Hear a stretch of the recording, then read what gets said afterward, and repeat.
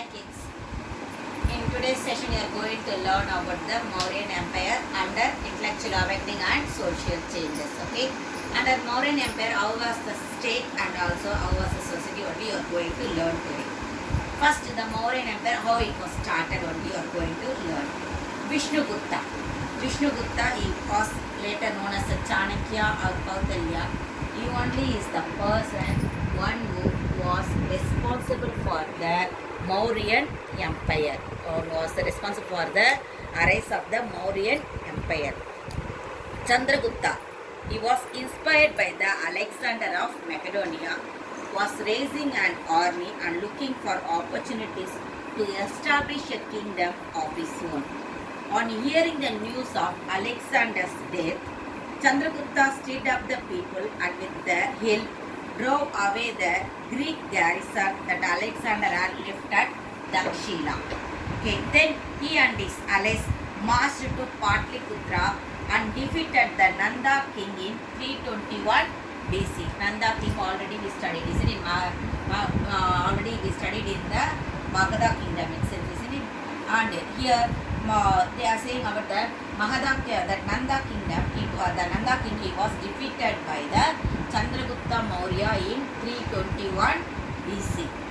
Next, after the death of the Nanda king, the Mauryan dynasty it was started. During Chandragupta's reign, Seleucus, the general of Alexander, who had control over countries from Asia Minor to India, crossed the Indus only to be defeated by Chandragupta.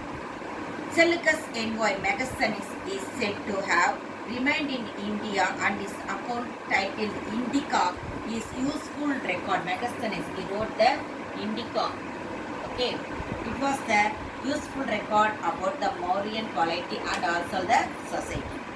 After gaining the control over the Gangetic plain, Chandragupta turned his attention to northwest to take advantage of the void created by Alexander's demise. Actually, the Chandragupta Maurya he became the king only by the help of the Chanakya. Okay, only by the help of the Chanakya only he started the Mauryan Empire. Areas comprising the present-day Afghanistan, Balochistan and Makran surrendered without any resistance to Chandragupta Maurya. According to Jaina tradition, towards the end of his life, Chandragupta, who had by now become an ardent follower of Jainism, abdicated his throne in favor of his son Bindusara. Bindusara. Next, after Chandragupta Maurya, Bindusara only became as the king. During his rule, succeeded in extending the Mauryan Empire up to Karnataka. Okay, at the time of his death, a large part of the subcontinent had come under Mauryan dynasty. Ashoka succeeded Bindusara. Ashoka is the son of the Bindusara. He succeeded his father in 268 BC. Desirous of bringing the remaining parts of South India into his empire, Ashoka waged a war against Kalinga in the 8th year of his reign. Kalinga, only one war he fought in his life. The Kalinga war, only one war he fought in his life, the Ashoka. Okay. The people of Kalinga fought bravely, but they were defeated after a large-scale slaughter. This war and slaughter affected Ashoka so much that he decided to give up war. Ashoka became an ardent Buddhist after meeting the Buddhist monk Upagupta and propounded his dharma. Okay, after meeting whom? After meeting Upagupta. After meeting the Upagupta, the Buddhist monk only, he changed his life and also he became as a Buddhist. He proclaimed is the conquest of self and the conquest of men's hearts by the Dhamma. Dhamma means Dharma. Okay. Dhamma, it is the Pali language. Okay. He issued edicts which were carved out in the rock. In one of the Kalinga edicts, it tells us his horror and sorrow over the deaths which the war and conquest caused. In yet another edict, he makes it known that Ashoka would not tolerate any longer the death or captivity of even hundredth of or thousandth part of the number killed and made captive in Kalinga. Ashoka sent his son Mahendra and his daughter Sangamitra to Ceylon to spread his message of Dharma there. Actually, Ceylon means Sri Lanka. Okay, to Sri Lanka he sent. Ashoka died after ruling for 38 years. Mauryan administration, under the Mauryan administration of the Mauryan states that was there. The Mauryan states in its early years undertook some measures that were positive for the development of the society. The state raised taxes to finance a huge standing army and a vast bureaucracy.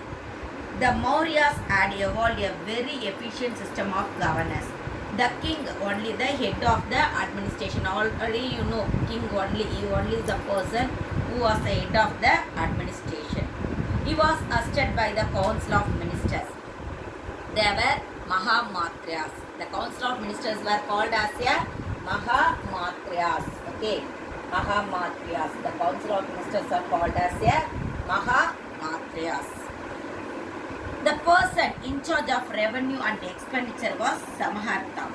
The empire was divided into 4 provinces and the provinces were administered by the governors.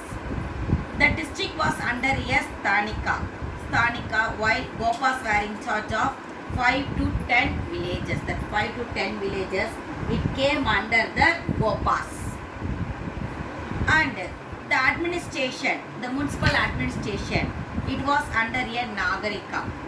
6 committees with 5 members each carried on their duties under him. Nagarika under 6 committees were there.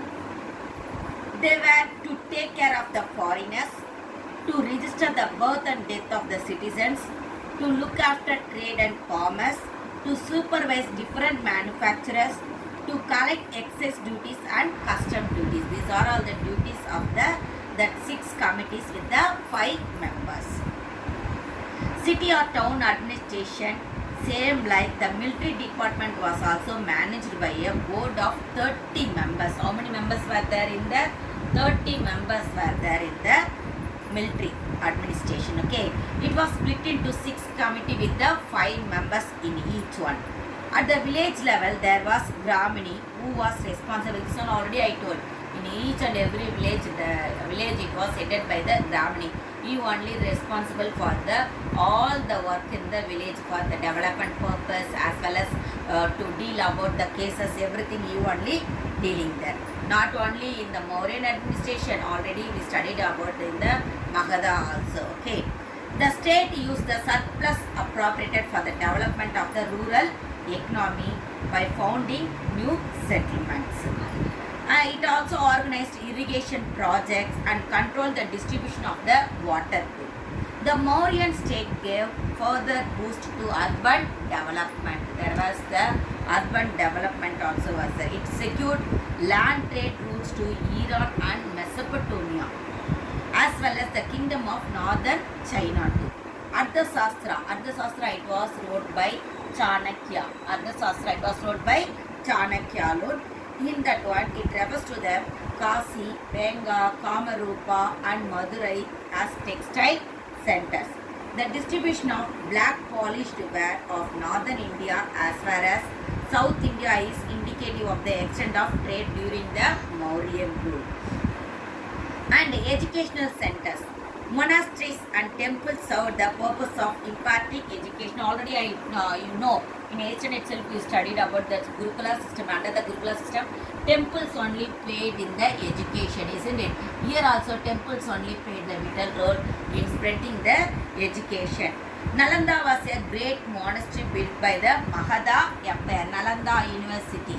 It was the oldest university. Okay, Nalanda University was the oldest university which built during the Mauryan Empire period. Okay, even the science of war was taught. Nalanda became the most renowned seat of learning in course of time. It was supported by the revenues of 100 villages.